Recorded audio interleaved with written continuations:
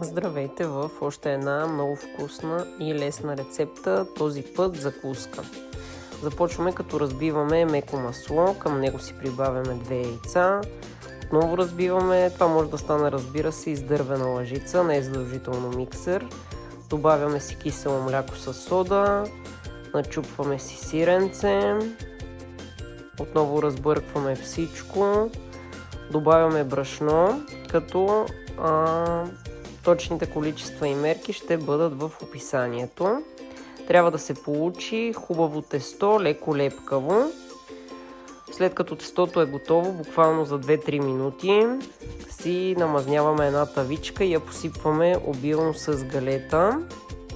И сипваме директно така тестото, леко притискаме, оформяме доколкото е възможно и печем на предварително загрята на 220 градуса фурна.